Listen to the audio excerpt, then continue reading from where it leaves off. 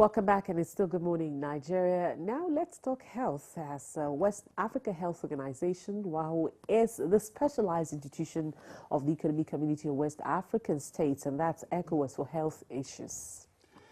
Now, WAHO, that's the West African Health Organization, was established by ECOWAS, that's the heads of state and government, with the sole purpose of ensuring the highest possible standard and protection of health of the people in the West African sub-region through the harmonization of the policies of member states. Now, WAHO has been in existence for some years, and here to talk more about WAHO, its activities, and what it has been on to lately with regard to safe motherhood, we have joining us the Director General of the institution, Professor Stanley Okolo. Professor Okolo, pleasure to have you with us on Good Morning Nigeria. Thank you so much. All right. Now let's begin by generally, looking at WAHO. I'm sure most of our viewers are perhaps more familiar with WHO, and this one is the West African Health Organization, WAHO. Tell us some more. Where are you located, and what have you been up to, and for how long have you been in existence? West African Health Organization is the specialized institution that was set up by the heads of governments and states of 15 countries of West Africa in 1987 by statute. And what they really brought the organization together was to try and bring the region together in terms of health issues, in terms of developing and promoting policies and networking across the 15 countries to promote the highest standard of people. And incidentally, although we have been in existence for 31 years, this is the first time that a Nigerian is heading the organization. And it is located in, the headquarters is in Bobo Dioulasso, which is the second city of Burkina Faso. And we have had a lot of programs and achievements which are geared towards some of those issues that are the critical issues in terms of raising health. So if you remember clearly, when our region was hit by Ebola in 2014, the organization that brought together a lot of the countries to support each other and also use both technical support and financial support through our funders was West African Health Organization. So you've been in existence for 31 years now. 31 years. Could you shed more light on your achievements? Of course, you just talked about the issue of the Ebola. Yeah. What are the other achievements you've had in the last 31 years? Yes. In the most recent past, what we have done is we have set up the Regional Center for Disease Control, which you know about. It's in Abuja here. It was opened by the Minister of State for Health in February, and that is mainly in terms of surveillance for epidemics and in terms of emergency response. We have assisted several countries, including when Nigeria had the Lassa fever. We have done issues in terms of harmonization of medicines policies across the countries. We have also resulted in training people, helping people in terms of human resources for health. We have done a lot of training for people in Nigeria. We've built up capacity of up to 1,000. Across countries, particularly cross-border issues, along the Sahel region, so Burkina Faso, Mali, Niger, we have done a lot of programs in terms of river blindness, malaria, Sahel malaria issues. And so West African Health Organization on its own does actually help improve regional health issues that matter to the people. Infrastructure-wise, we have also given technical support. At the moment, we are helping build a center between Liberia and Sierra Leone. You may not be aware, your viewers may not be aware, that we have issues of vaccines and medicines security. We actually have storage of vaccines so that when certain countries run out of vaccines, they can come to us and we deliver that to them. We also have bulk purchase. And at the moment, what we are now looking at in terms of how we move forward is how do we bring the 5 major thematic areas that I have developed since taking up office in March this year in terms of looking at maternal and child health and adolescent health. Pharmaceuticals, we still have a problem of fake drugs in our region. How do we ensure regional manufacture, which ensures quality and security? Looking at communicable and non-communicable diseases, you know that a lot of people are dying because of hypertension and diabetes. It's not just only the epidemics that we're being careful about. And also looking at issues of quality standards and centers of excellence. $1.2 billion is what we estimate that people from our region spend in going on medical tourism, to India. We can have centers of excellence in our region. And also, finally, making sure that we have region-specific health information so that we are on top of what are the major health issues and how to respond to them. Well, right now, what are those major health issues in the West African sub-region? Because, I mean, the commonest some persons would say will be malaria, and malaria is still rife. You're absolutely right. So malaria is one, that's why I mentioned that it's one of the tropical diseases. Malaria itself is not necessarily tropical, but it's one of those diseases that is not necessarily an epidemic, but that we must have to get on top of. Particularly, children under 5 dying of malaria. So the drive and the things that we're now trying to do is to scale up the, you all know that the issues of treated nets and things has helped reduce malaria. But in terms of the fact that in some of our areas, malaria is again going up, we are looking at why is this happening? Is this due to climate change and therefore mosquitoes are therefore becoming itself more rampant? Or is it because of some resistance to some of the drugs? Some of those comes up. And so we are also now, WAHO, our organization, is going in partnership with NEPAD to try and look at integrated vector management in terms of understanding how we can tackle malaria. We're also having discussions with some of our funders, including Global Fund and including some of the governments that are trying to help us in our region in how we tackle the treatment for under 5 malaria, children under 5. Well, you just, before you came on set, you were speaking to us about research and the need to transfer, from research to, more practicable after the research, making it more practicable. I'd like you to share more insight into this research that is being done. Right. So we have a program, an event going on in Nigeria at the moment, which is run by and put up by the Federal Ministry of Health. They've done a fantastic work in terms of trying to get people who have bid for research. WAHO was the organization that Canadian government put in some money through WAHO in order to sponsor some of those research.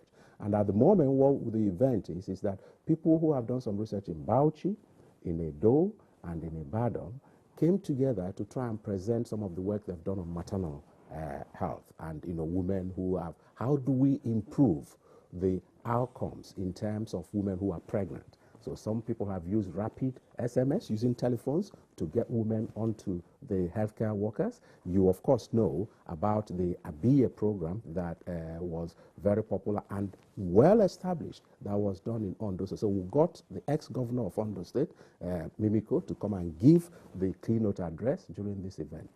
The whole purpose of this was that we brought together policymakers from the Federal Ministry of Health, the directors and all the people, and the researchers, bringing them together to show these are the evidence of what works. How can we now take this and go into policy? Well, what were the findings of this research?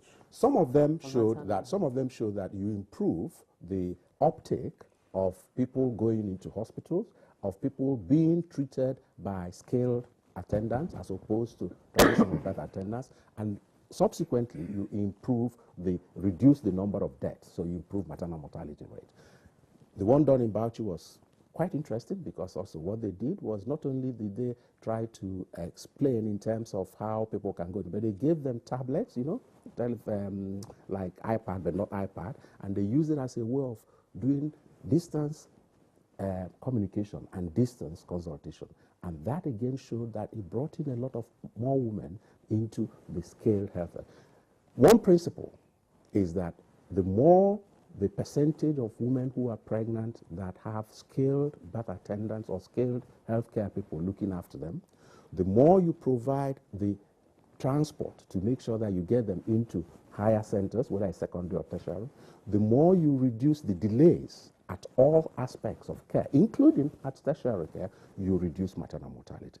So the question now we have is not so much about the big hospitals, it's what do we do at the primary health centers? How do we scale it up to impact on the people? And that is the beauty of this. From what some of us get to know about primary health care, Nigeria is only now just trying to ramp up its PHCs after the earlier pioneering effort of Professor Olikoye Ransom-Kuti. What is the story from elsewhere in the West African sub-region with regard to the state and status of primary health care, which will be a focal point for trying to ramp up maternal and child care?